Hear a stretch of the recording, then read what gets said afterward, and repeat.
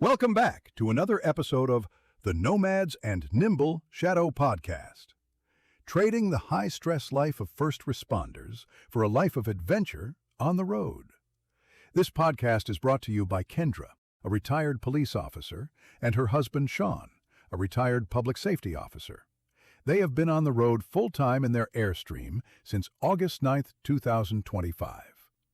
Traveling with them is their service dog, Django Aloysius Delicious McJefferson, Ph.D. the 6th. Let's get this thing started.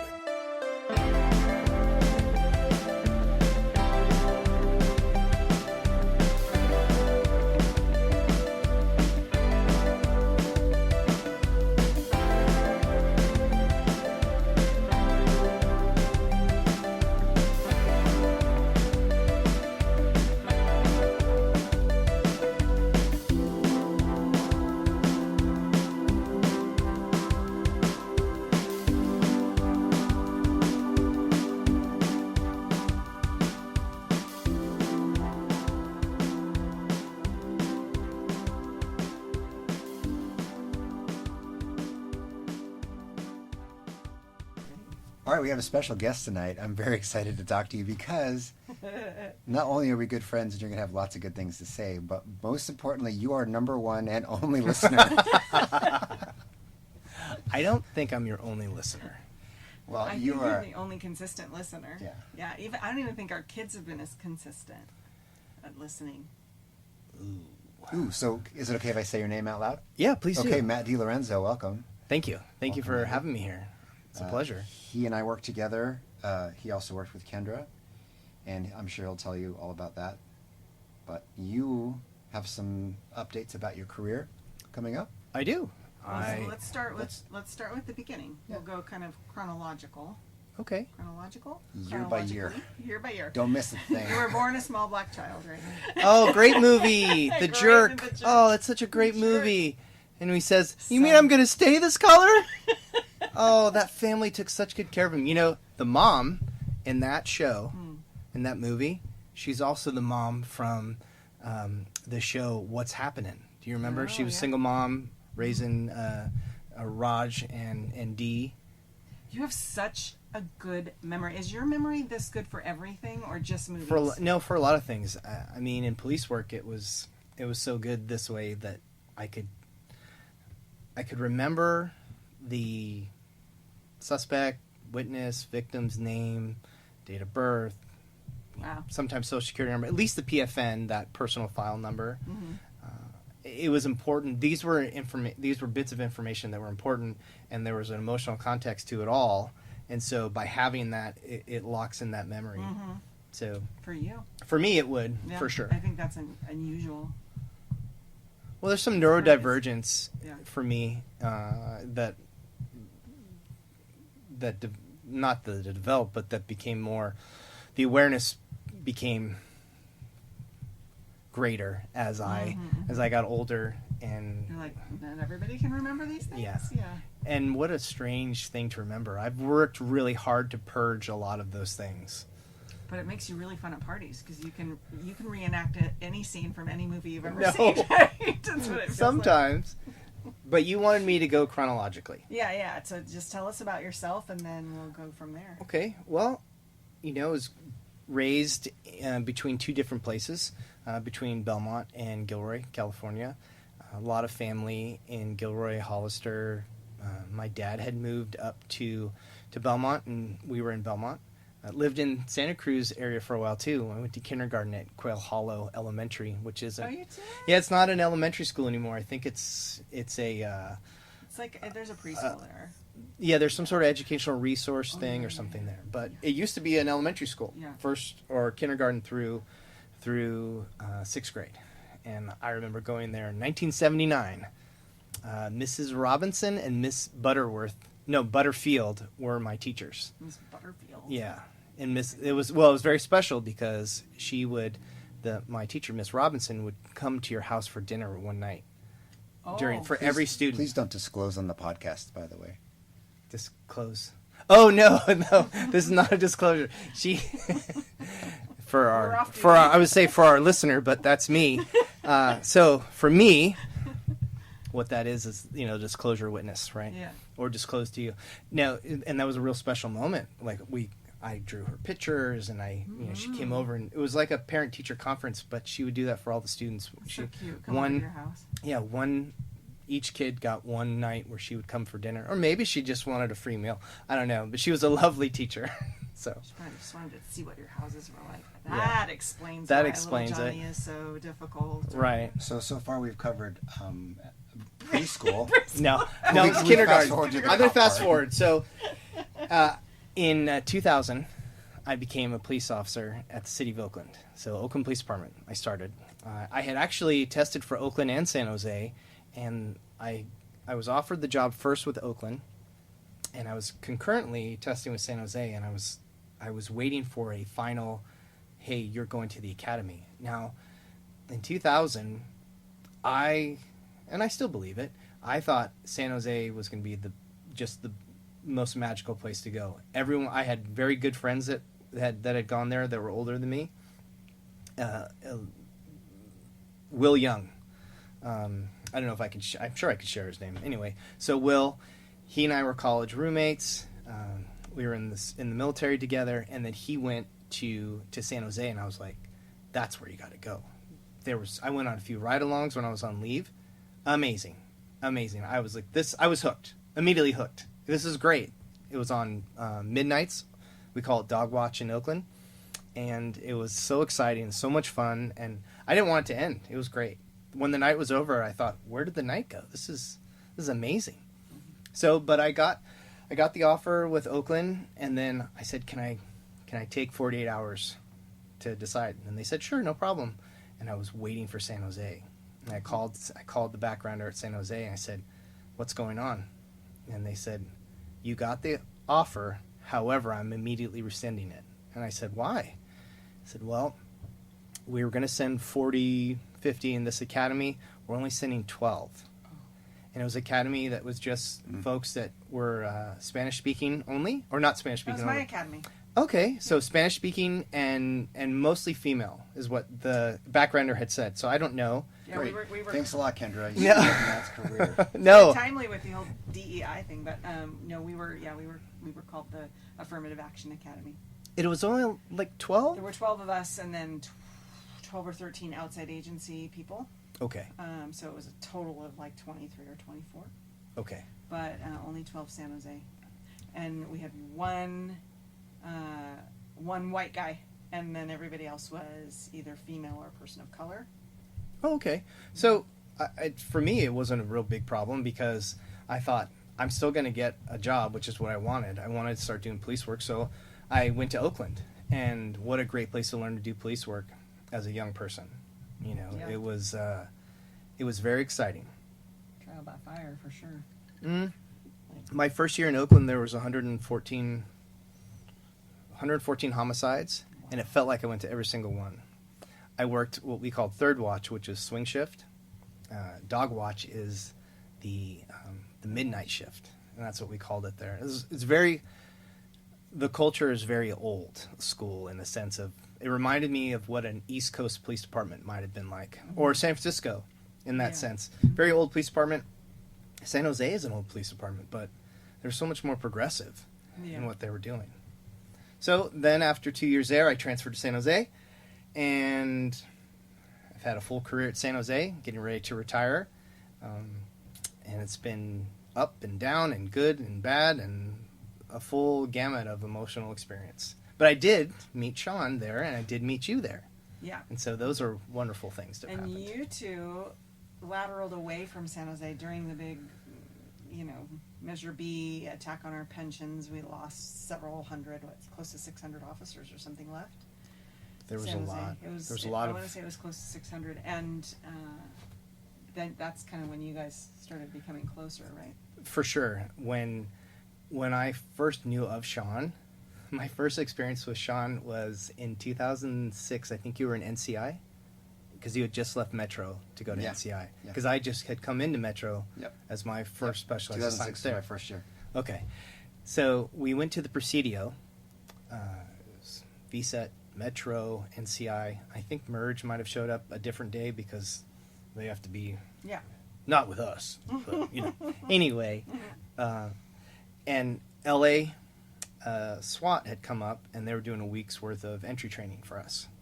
And so I look over from the military housing at the Presidio where we were doing the training, and I see the NCI guys, and I'm thinking, oh, that's cool. There no uniforms. Nothing. We were in uniform, or our BDUs, our black BDUs, right? Special Ops BDUs. So for the non-lingo speaking people, Oh, NCI, here, thank you. covert narcotics, right? Yeah, narcotics covert investigations. Yeah. And I was in Metro, Yeah. which was one of the Metro and VSET were almost like feeder units to NCI or to the SWAT team, which in San Jose they call merge because it can't be called SWAT, which is fine.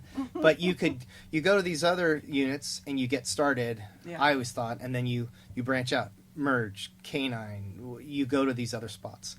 And so I look up because I'm talking to my partner, and I look up and I see that there's a field out in front of us that hasn't been attended to in forever. This is old military housing. And I see what looks like these high grasses rustling. And then as if it was a groundhog or a prairie squirrel, whatever it's called, this head pops up.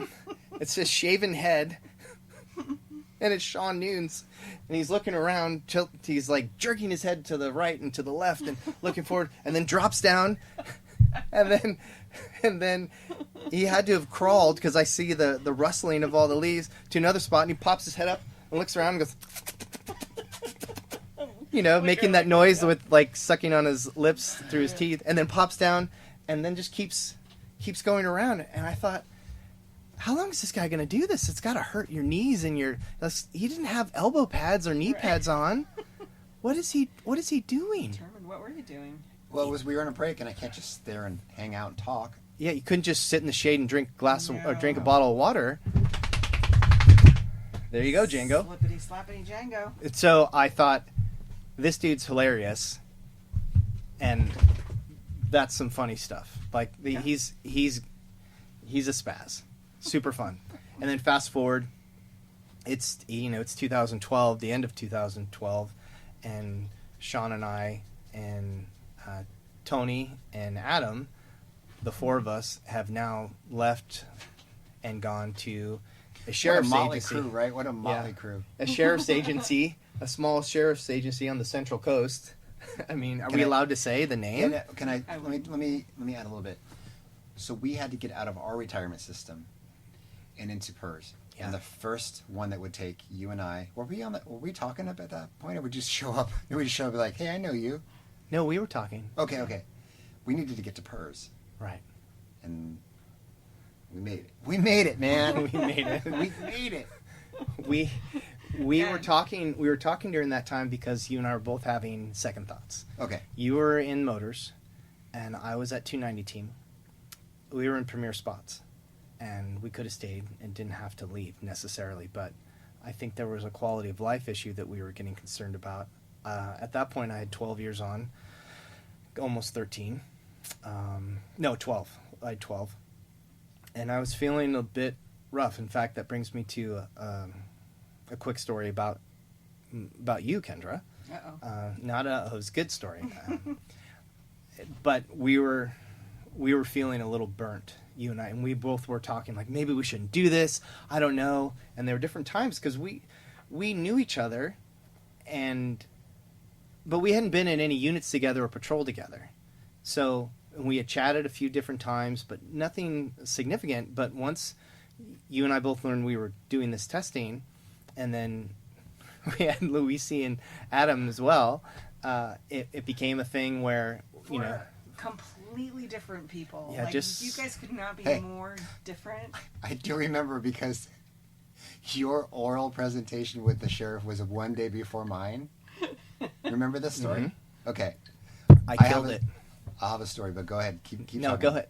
Huh? Oh, okay. Yeah. So the reason why, and so we started to support each other through this, what we thought was going to be a good move for us. We both live in the area. It's going to be, better for families. And I had done the research, and and to add to this, there was a ton of San Jose guys here. There was like 14, 15 San Jose guys here in a department that was about 150 sworn. So that's a significant amount. Mm-hmm. Now, they were all junior guys, 2 years, 3 years on at the most. And they had some of them, a good portion of them left because they knew the layoffs were coming. Some left when they got laid off and they got picked up. And so we came to here together. But I think it's important to acknowledge something of how important you, Kendra, personally are to me and were to me in the moment. And it dates back to when you were in ICAC and I was at 290 team and I was brand new and I was struggling a little bit because I had seen a lot of things and I had done a lot of things. And this was full-time sex crime work, doing the investigations, working the 290s. And I loved working the 290s. And then all of a sudden I'm doing all these on-calls. And we're doing and then we're going on helping you guys with stuff. Yeah. So about 6 months into that assignment, I was really struggling. And I remember pulling you aside, and then Danny came as well because you guys were partners. And I said, I'm struggling right now. I feel strange. I want to be intimate with my bride, and I'm having problems. This was difficult. It was difficult, and you were so understanding and so kind, and it's yep, totally understand. This is a normal thing. Let's talk about this, and then if we need to, you can. There's other people that are really good at talking about this, and so it made it okay. It made me feel seen. Definitely felt heard and understood, and just really, I can't. This is a wonderful opportunity to say thank you. I know we talked about it once before, but it was really important. And then, Danny was there too, and he had his little pearls of insight and wisdom, which were beautiful. Yeah. But that's why the way only Daniel can be. Yeah. Right? So that was a real important moment. But I would love to hear what you have to say about the oral boards, because I thought I did really well in my oral board with the sheriff. I'm sure you did. So, for whatever reason, you and I, like you said, were talking before, so we knew what was going on, and we both got the offer letter. We got a conditional or whatever it's called. By the way, you're still working as a full-time cop while this is all happening, so you're not sure what's happening, so you're keeping it in. So one of the things you need to do is meet with the sheriff. Yes. And it's just an oral board, and it can It's not even a board, it's just a one-on-one. It's a one-on-one. I'm sorry. Yeah. I'm sorry. But you're sitting across the desk from him or her, and they're asking you questions. Sure. About anything. It could be a myriad of anything. Yeah. And the bell curve of just waving at you across the room to, a presidential debate. So you'd gone, and I think I worked the whole shift, and I was about to go to mine, and we talked. How's it going? What's happening? Right. It's totally conversational. He just talked to me and my family. It was great. No worry about it. I was okay, cool. So I didn't crack the books. I didn't cram for 24 hours. Sure. I think I had 24 hours. I didn't worry about it. I put on a suit. I walk in. The sheriff's there. The undersheriff's there. And they have this binder in front of them. They're nice to meet you. Tell me about SB 32 and how it affects the parole population. And I was like, oh. You felt so betrayed. What the hell, D'Lo? No, I mean, it's not. It's up to me Sure. to prepare myself. Sure. But while you're working full time and then trying not to. Sure. Yeah, whatever. No, I recall going in there and it was just me and the sheriff. Great. And I was expecting, what's the sales tax base of this particular county? Yeah. What's what in the last 5 years? What are the crime trends in the last 5 years? So I was expecting that sort of thing, and it didn't happen. And I wonder if that's a point or a criteria that seems to happen for a smaller agency. Now, we were coming from bigger agencies, so transferring from one large agency like Oakland to San Jose, the transition was pretty seamless. In fact, it was super easy. I felt like I was playing up in a league. Oakland was wonderful to me.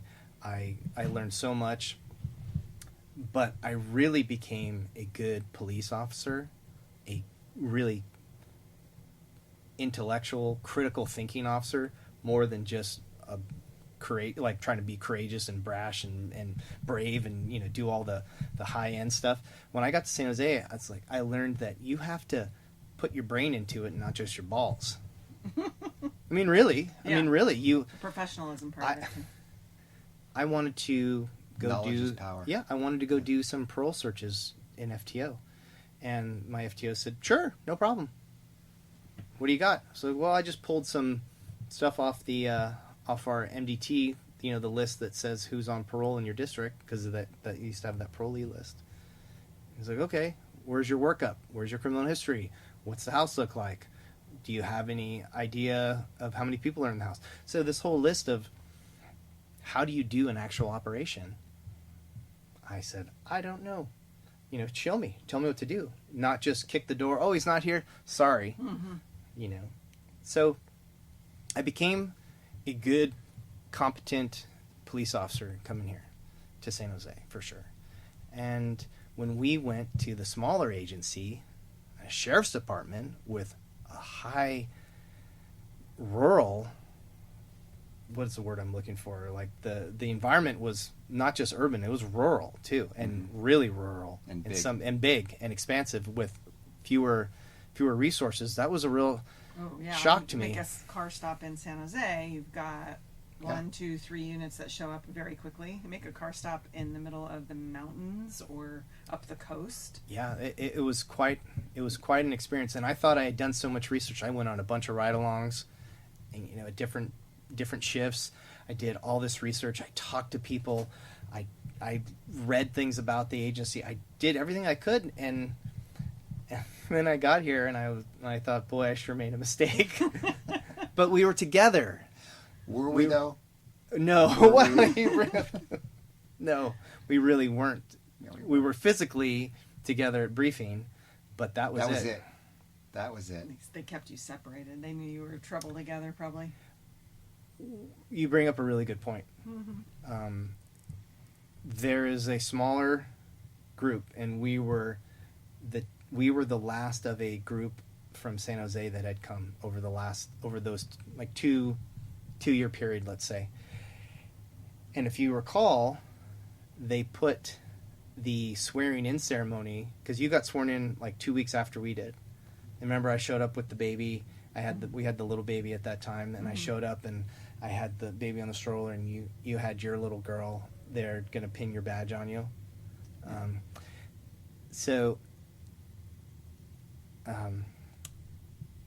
Sorry, I got lost in that visual of you standing there by yourself. But there was a newspaper article about in the Sentinel. Mm-hmm. I might have given it away, but there was a newspaper article in a local newspaper that talked about how three San Jose police officers have transferred to this particular sheriff's agency with experiences ranging from 12 years to 25. And the sheriff at that time said something that I think really had an effect on us going forward, which is he said, you know, for years San Jose has been getting the very best and brightest of ours. Today we got 3 back from them. And I thought, you know, if I had spent my career at this agency and my sheriff said that, I would feel a little unseen and unvalidated and unheard, and like, oh, I don't matter, but these three... I guess I'm not the best and brightest because I didn't go to San Jose. These 3 yahoos show up here, and so there's a lot of... And we were warned about it. There's going to be some people who are not happy you're here, and some people aren't going to want you here, and there was some of that. And when we tried to work together at different times, there was a lot of passive aggressive, like, no, we need to have you guys not be together. Yeah, we were very separated, which I don't know. You know, as a supervisor, maybe I could understand that, but to spread out the experience, maybe that's the sales point. Well, I think I would look at the actual experience of that particular squad. So there was one guy who had, I think, less than 10. I think Anthony, but he had done a few things. He had been involved in like a narco task force and some gang stuff. Luisi's got a ton of years. Adam had a ton of years. The only people that didn't were guys like Dominic, but then you and I were there. So there was quite a bit of, and Nate was on that team, and he had been on for about 6 years. So there was experience on that midnight team, and I don't believe there was really any reason to. I wouldn't think a command decision to spread people out like that and keep them apart was something that particular supervisor was thinking about. I think there was just some sort of thought process of, no, these guys kind of are a little fast and loose, because we were doing stupid stuff like using 10 code. Yes. Oh, yeah. So for the listener, Tactics. or for me, because I'm the only listener, you said, the 10 code, we're using a code based on a numeric of 10. So if you said I'm going to, 1010, it's my house. 10-4, good 10-4, buddy. 10-4, good buddy. 10-4, yes, message acknowledged. Right. In Oakland, we had a 9 code, which is even more archaic, Yeah. right? But we occasionally would do that, or we'd say, hey, let's 87. Yeah. 1087, let's meet. Right. And you'd hear people click on the radio occasionally, yeah, especially if yeah. you were with the swing shift. It was mostly the swing shift didn't like what the... Well, when we would get ramped up, there was a pursuit, there was something. We'd go right to 10 code because your mouth just starts talking. Yeah. Dispatch doesn't know what you're saying. Yeah. And we got talked to a lot about it. It's hard to get that out of your brain. And then you went to another agency I and know. got talked To to speak, again. to speak in plain text is very hard on the radio. Sure. It can be, especially... Well, these are training scars, or training and experience. So you sound good on the radio. There's a story of Sean, I don't know if you'd like to hear it, where he was a radio story. It's a radio story. Okay. So Sean was down in the deep southern end of the county, and almost at the county border, and he had made a stop, and he was putting out the information on the stop, and I'm starting to drive from way at a different area. I'm a good 15 miles away. Wow. That's crazy. So I'm driving. That's crazy. I'm driving from where my beat is to go catch up to him, because I know this is a good stop, and I'm really booking it. And then I hear Sean say that he said, "Foot pursuit," and he puts out the information, because the guy comes back with the warrant, and the guy takes off, and he and it's not like he could handcuff him at this point, because right now we've gone from like. I think, was it a consensual contact? It was just, or was it a... I have no idea. I just knew that he was lying about who he was. You had made this contact with this guy, but there was really no reason to hook him up at this point. Put him in handcuffs. When I was talking to him. Yeah. Correct. At first. Correct. Like, we're having a conversation, Right. and police talk to people all the time. And you can't just handcuff everybody. So, which brings me to another real quick thing. You guys talked about being in heightened state, hyperstate. I think we should come back to that, because you made some really good points on that in a previous episode that I listened to. Okay. So, Sean he comes on the air very clearly, "Hey, foot pursuit," puts out, and then he said, "KBV 97." He put a little humor into the foot pursuit. It was not unprofessional, in my opinion. It was hilarious. I was laughing. Foot pursuit, direction, distance, guy, what he was wearing, like, it was all very clear. And when you to the said radio KBV 97, Which is, for the listeners, what is that? that was the Station identifier. station identifier for that agency. So there's an FCC regulation, Yes. I think, that requires the station identifier to be broadcast every so many minutes or seconds or whatever, and oftentimes it's the beep beep beep beep. Yeah. You'll hear it in the background, but if there's as a dispatcher, you're putting out a long APB or a long description of something, at the end of that, you would typically say KMA 359. KMA 359. And so it was just And just like that, too. I loved it. At the end of any long transmission, KMA. KMA 359. Yep. I know. I would just get a little like the vapors. I'd have to take to my bed, because I was so, as they say, I must take to the bed with a cool compress on my forehead. So But Sean says Sean KBV 97, Which and doesn't you would have the same. No, Like it doesn't. No. roll off It the still tongue. happened. I mean, it's still coming out of my mouth, whether or not it has that It K. was so funny. Yeah. I'm laughing and driving. Code 3 now. Guy gets taken into custody very quickly. Sean's super fast and he's right on him. The guy's not getting anywhere. Well, like I didn't even get 2 miles, right? You would have thought he had gone to the Vatican after eating a big old bowl of like terrible chili with hot peppers, hot Thai peppers, and and decided that this was a time I'm not going to use a regular commode, but I'm going to go right in On the Pope's on desk. the Pope's desk, right on the altar. And I knew then, like it really reinforced it. This was a mistake. Yeah. And so when you asked about transitions, that was a tough transition. There was not a lot of support. There was a lot of dangerous things happening, and there were a lot of unsafe procedural tactics, unsafe operational procedures, cowboy stuff. Remember the briefing? So Sean's referring to a briefing. They had this particular agency had a 2-man narcotics unit with one guy with a supervisor and then 2 detectives. So plainclothes, and they got kind of stuck with everything plainclothes. They needed someone to be watched or followed. It's very difficult to do a surveillance with 3, and sometimes only 2. I mean, it can be done, right?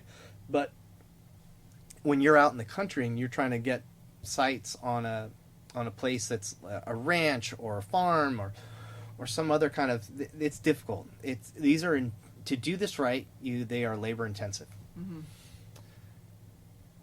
So this particular agency that we were part of, they're trying to locate these 2 suspects, and and they're both violent offenders. And so what they do is they take the 2 guys that are their narcotics team, they send them off by themselves to set up what we call, as you guys already know, but for the listener, I don't know why I keep talking to myself. I'm the only listener. Set up surveillance, set up point. Mm-hmm. I always thought the way I was trained, minimum point and 4 compass points. So north, south, east, and west, and hopefully your supervisor will be your rescue if that's only the resources you have, right? So they send these guys out. There's no communication with them. There's no rescue cars. There's no enforcement cars after. Like, hey, if the guy drives... So we're at this briefing, and I'm asking, all right, this is what we're doing. So they put out this information. And Sean's standing next to me, and I raise my hand and go, quick question? Yeah. So, well, do we have... What is our ops plan for this? We're just going to go out there. Okay, cool. Are we waiting for... Are we going to confirm suspect is leaving one of the residents? What are we going to do if the suspect leaves the residence? Do we have a stop car out there? No, everyone's here. Okay, who's on rescue then? Because I thought, maybe the rescue can help with doing a stop if the suspect leaves, because it's supposed to be one at one house and one at the other house. Right. They said there's no rescue out there. So why is there's no rescue out there for the point? I understand. And Sean's just trying not to giggle, like he's smiling. Yeah, but I'm also not saying a damn thing. He's smart. And I'm not a guy that is like, I'm going to tell you like it is, because most of those guys men or women, are dicks. I think there's a real disconnect if you're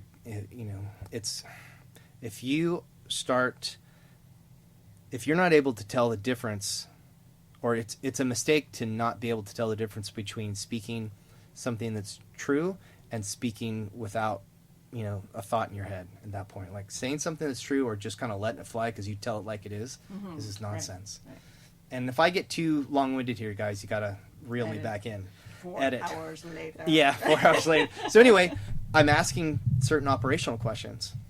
That weren't answered to begin with. During the brief. So I always have my notebook, and I'm writing to make sure I'm not missing. And so, there's no point rescue. Okay. So there's no stop cars. There's no point rescue. What channel are these guys on? Can we even talk to them? Well, yeah, they have whatever the channel was for that agency. Okay, do we want to get them on a secure channel? Do something different? So I'm asking these questions. I said, "What about?" I said, "Do you want me to go out there? I'll go out there and be a stop car in Port Rescue." And they're like, "No, we're not going out there right now. We're waiting till we get confirmation." And I just finally go, "I'll just stop talking." I said that out loud. I'll just and you say it so much better, but I just was like, "I'll just stop talking. I'll stop asking questions." They weren't having it. It wasn't going to happen. There's a lot of things like that. And neither of you chose to stay at that apartment. I mean, They were good. They were I felt great like to him. They were, yeah. And because I played the game. I played I wasn't the game. not trying to play the game. No, I know, but I'm not saying that you didn't play the game. But I'm saying I read the room and knew that we're just not going to get this information because it wasn't given to us. Thank God you were there to ask those questions. But I was like, no, I'm not gonna create any waves. You're very I'm gonna conflict stay. avoidant.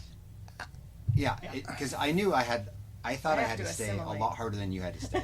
A lot harder. Because it wasn't getting any better at our old agency. It wasn't getting any better yet, and No, she it was already wasn't. there. Yeah. So I was a little bit more. I think I was a little bit more stuck to the situation. You had an out. And also remember, at the time, the union for your original agency was encouraging people to leave, and they know things we don't know, right? Sure. They know they're in meetings and they're in negotiations and all these things. So when they're hosting job fairs in the union hall and encouraging people to leave, that's a sign. I would say that's a sign. That was a real powerful sign when they encouraged Portland PD Yeah, come take our people. come down and advertise, hey, Portland, big city, great community, and they were saying that Portland was looking to pick up 30 to 50 San Jose police officers, like 30 to 50. That's what they were looking for. And the recruiting trip, I remember the announcement come out because that recruiting trip was, and the use of the POA hall was only in that event was only for Portland PD. Wow. So we had the big job fairs, like you were saying, but they had one just for Portland, and I thought, maybe we should look at this. I remember talking to my wife and saying, should we take a look at this? She said, you can if you want. I don't think we want to go to Oregon at this point. The children were so little, and we're establishing ourselves in school and family, and my parents, her parents, siblings, everyone. It's not a reason to not go, but it's a reason to stay too. I mean, so, and this was early though in that event was early. I hadn't already decided to leave at that point. Like, this was really early in. We were still in training. Yeah. I had finished the FTO program, and you were like another week away. In fact, you went on an op where they had no pre-raid surveillance. You went up to the mountains, and you had to tell your FTO, who had barely 2 years on, we're not doing the thing that they're. You got him to listen to you pretty well, because the guy I was with had like 5 or 6 years on, and he wasn't really having it, in the sense of I didn't have to push back against him or anything like that, but I got talked to like, well, your FTO feels a little intimidated because you've got you've already been in the Metro and 290 team, and you've done these things. If you switch the seats, it's going to be rough. Absolutely, but it's all in how you approach it, though. Because you've got to approach it. If you're the trainer, you have to approach that as in like, hey, I'm just here to teach you. I'm not here to teach you how to be a cop. I'm not here to teach you how to write a report. I'm here to just teach you our specific policies and procedures. I'm probably going to learn some things from you. Let's go at this like we are partners. And when I see something that you need to learn our way, I'll let you know. But if you go into it like I'm the FTO and this is the FNG, it is a recipe for disaster, and you're going to ruin really good people and drive them back to their own agency. Yeah. Well, that was a different guy, and I had to ride with him after those 2 city coppers got killed in the county we were working. Yeah. And it was done, and that, just so you know, that was done purposely because they felt like someone should talk to this guy because he's out there. It's too familiar.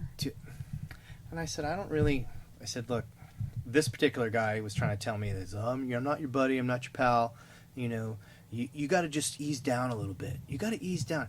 And I remember asking him, I said, so do you not want me to do police work? I said, look, I don't know. You're catching me in a place where I don't understand why we're having this. We just had 2 officers get killed, and you're having a conversation with me telling me that I need to just wait my turn to tell me you need to wait your turn. Other guys are trying to get into other units. There's only so many spaces here, and you guys just got here. Like, okay. Yeah. There were minimal resources, minimal spots to go to do anything besides the patrol division at this agency because it's small. And so when there was maybe a spot in investigations opened up, all those guys wanted it.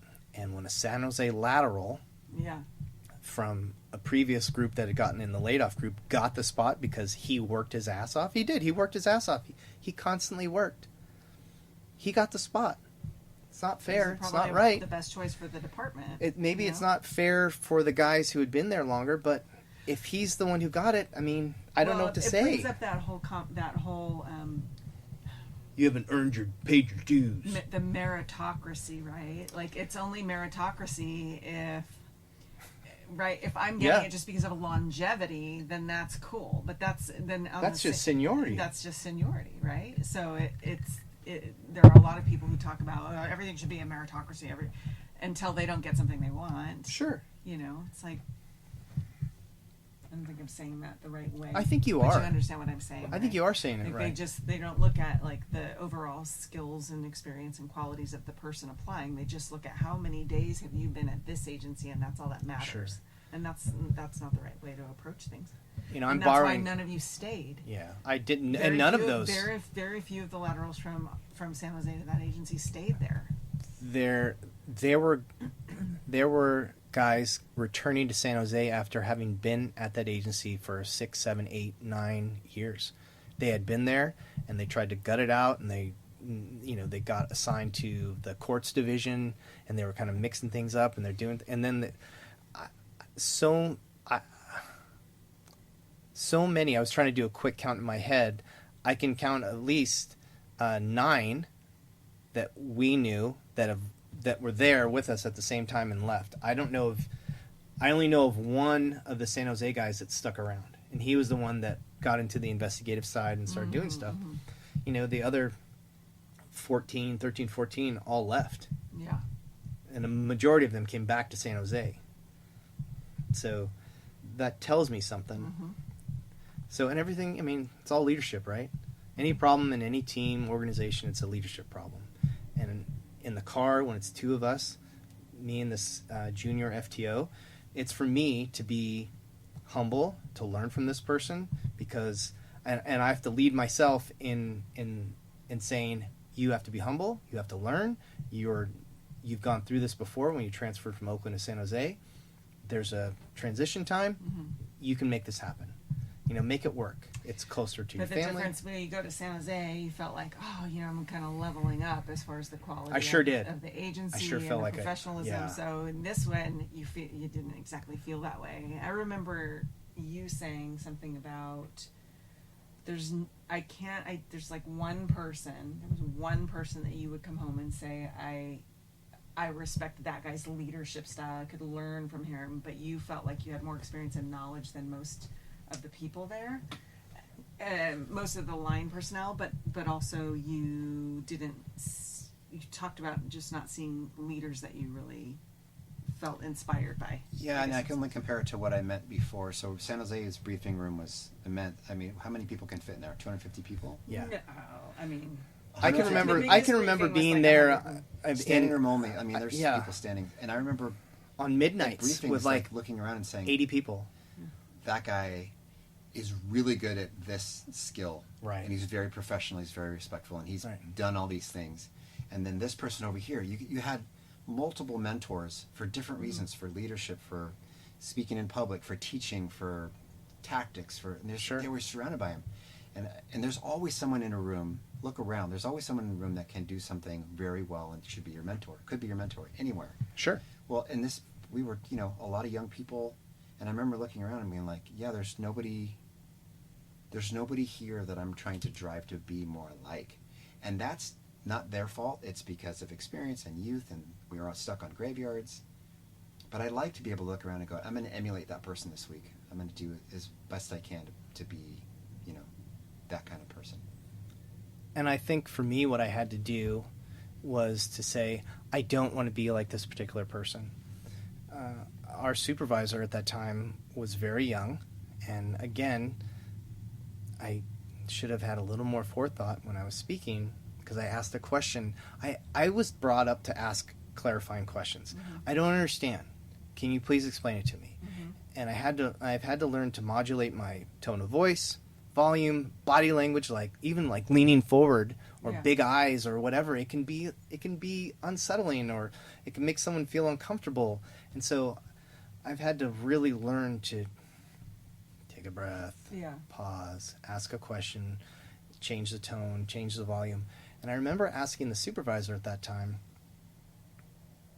because he was talking about himself. So I asked a clarifying question. And I said, how long have you been on the street? And he had been on 6 years total. 2 of those years were at another agency where he transferred and worked in the correction side because he couldn't get out into patrol. Mm-hmm. So he had 2 years on patrol, came back, or left and went to this other agency, worked in the correction side as a sheriff's deputy, came back to the other agency, the original, briefly worked in patrol and was immediately given a little love to send him to an investigative unit, and got promoted within. So he had basically 5.5 years on total and was our supervisor. And I went, oh, wow. And I was like, wow. And I was like, how old are you? He says this particular age. And I was like, whew. It's like, what's wrong with that? I said, nothing, Sarge. I don't know. And I was just curious and asking a question. And I thought, boy, I really screwed up this time. I should have. Why do I have to ask questions sometimes? Because I want to poke someone in the eye a little bit, you know? Yeah.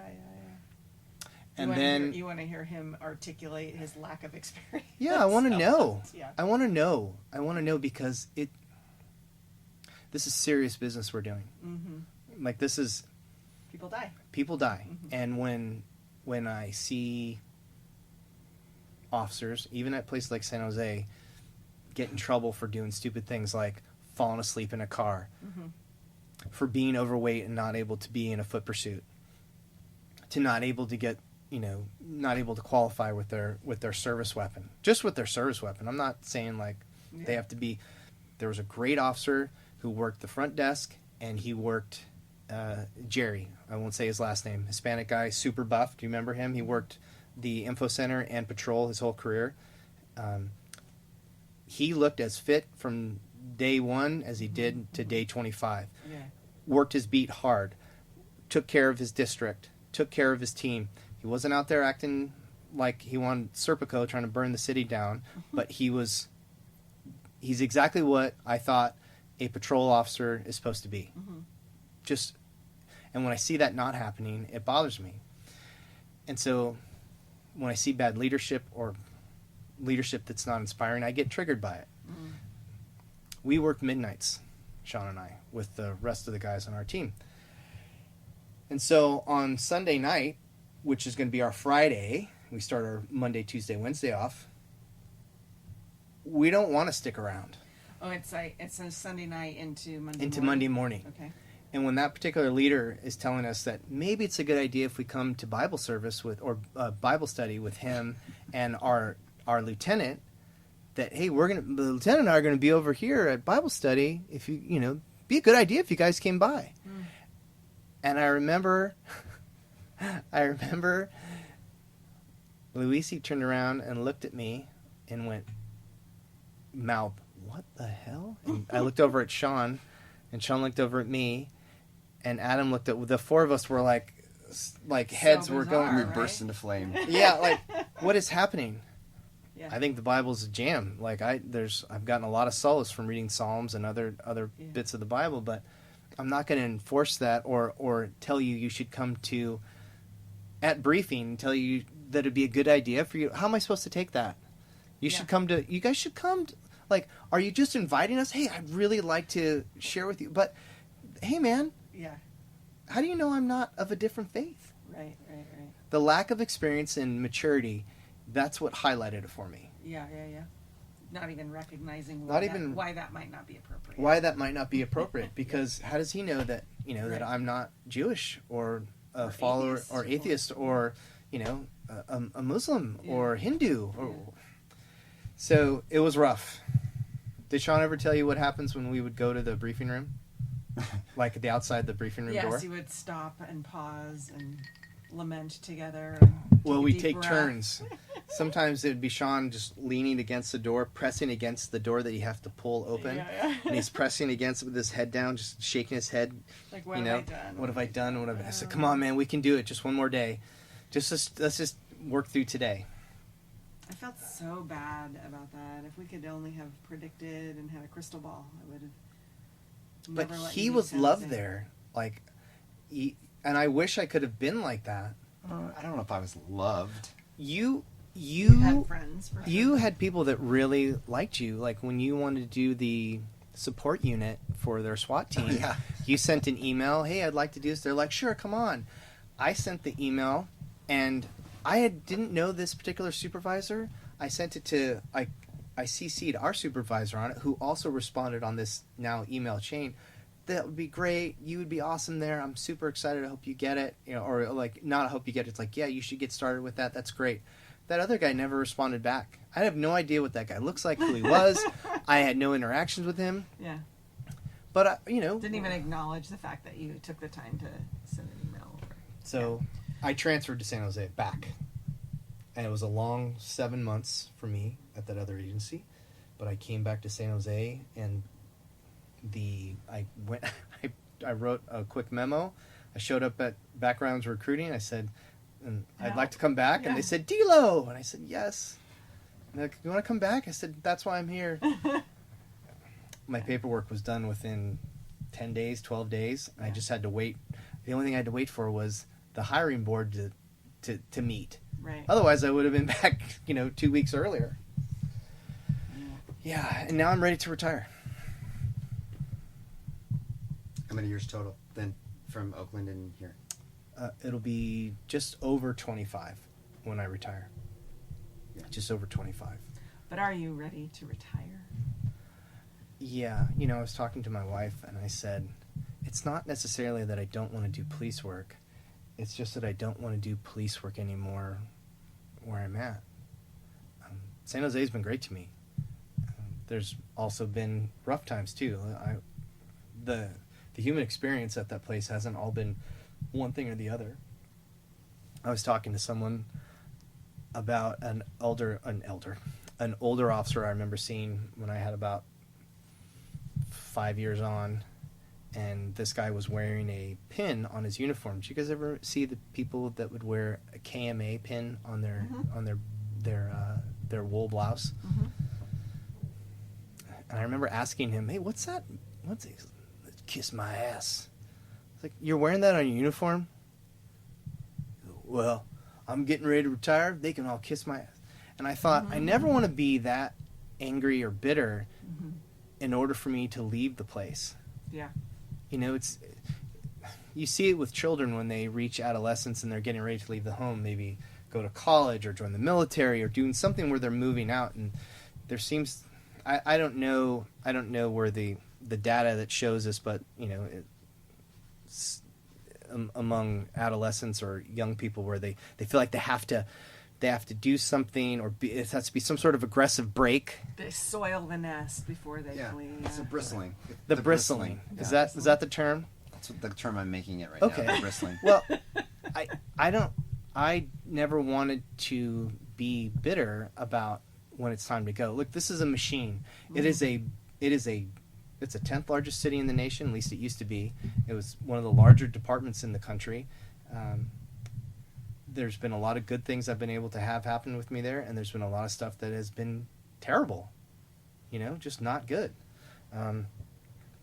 But it's a full human experience, and I don't want to be angry about leaving. I want to leave because I've done my part. I don't want to be one of those guys that can never let go. Yeah. You know, I want to know when it's time to hang up your guns. It's time to hang up your guns. You know, Art Mitchell, the guy I was telling you about earlier when we were eating dinner, who had 30 years on when I was a rookie at Oakland, and he was teaching in our academy, and I thought, this guy is legit. Like, I want to be like this guy. He had started in 1970. Okay, so he had 30 years on in 2000. He'd been in multiple OISs. He was still a supervisor in a specialized unit. He was nonstop. But I had no idea what his personal life was like. Yeah. He might have been one of those guys, like 4 marriages, 7 kids he never sees. He's still working because he has still to afford working all the 'cause alimony. yeah. But Drinking all the time. But I thought, yeah, he was a hard drinker. Mm-hmm. And I don't even know if he's still alive. It's been a while. But that's what I thought was where I was like going, like, yeah, I'm going to be like Mitchell. And then I just kind of experienced that there's more to life. This career is wonderful. The friends I've made, I mean, you guys have been great. I tell people when I've talked about you with other officers especially, I've said, Kendra's the one, if something were to ever happen to my family, I want her on the investigation. Oh, you're sweet. For sure. She's I'll handle the parking of the vehicles. No. I would have... You're the tactics, like, if you ever need someone assassinated, you're No. the guy to call. What I didn't say is, I'd want you to go through the door with. Okay. Okay. Yeah. True. Yeah. Dude, I remember. We'll end this. We have to end it. I'm sorry, I'm going it's been- too long. It's been an hour, but Jeez Louise, we got sorry, to work guys. together one night together in the same beat. I think, if maybe just for hours. Remember, we just stop on the creek. Yeah. And it was so refreshing because Yeah. there was contact cover. Yeah. You didn't say anything, and I was like, "This is amazing. Like, That's this is so supposed to great." work. Yeah. I would Nowhere. say the other call we went on is the great one where I got the photo of you. I told you to stand next to the wall where Yes. where that lady had pictures of herself. The whole house is So, filled with well, just for the listener, Sean Like and I all went. over the wall. Yeah, Portraits, Yeah. picture, yeah. Sean and I went to a call for service, a family disturbance, not domestic violence, but a family disturbance. This particular woman is upset with the boyfriend, and she was in her like mid 40s, early 50s, and we walked in there and we didn't notice this at first. Like, we scanned for people, we scanned for weapons, we scanned for threats, and then as as Sean is speaking to her, I'm looking around, and I just keep seeing photo after photo after photo on every wall in Like these rooms. Framed Photos. Glamour shots. Glamour shots in yeah. different, and there's one I got Sean where Sean was standing. I took a photo of him, and he knew it, so he did this thing where he's putting on this really great listening face, and he's positioned himself so this series of 3 portraits. They should be portraits. Yeah. Where it's the same positioning this woman's in, but she's in 3 different colored dresses, like green, blue, and red, and they're with the big ruffles, and the background though is also green, blue, or red. There's a whole series of them, and they were everywhere in this house. And I thought, this is as good as it gets with Sean. Like, this is it. And it was probably the same night. It was probably the same night. We went to a call together, and the contact and cover on that pet stop, and So funny. so I can't thank you guys enough for coming up onto the podcast. Like I'm the host. You're very welcome. Now, we are going to talk to you again when we go down south. Okay. We're going to continue this podcast, and that will be Couple in weeks. like November 5th. 4th. You guys come down on the 4th. We're coming down on the 4th. You are going to be there, right? Sarah asked me to confirm that you guys are going to be there. In Costa Rica? Yeah. These are things I need to tell the dealer Renzos because they just don't understand. Like, Like, yeah, we're- we'll be there. Okay. gonna be Just there. making Yeah, sure. you're coming to hang out with us. Yes. We will be there. Making sure you haven't changed your plans is what I'm saying. Like, you No. all of a sudden decide to go to, Innsbruck No. and Yeah, do something you guys different. Are, like, showing up on the front steps of the house with your little luggage bags. Hello? Anybody here? So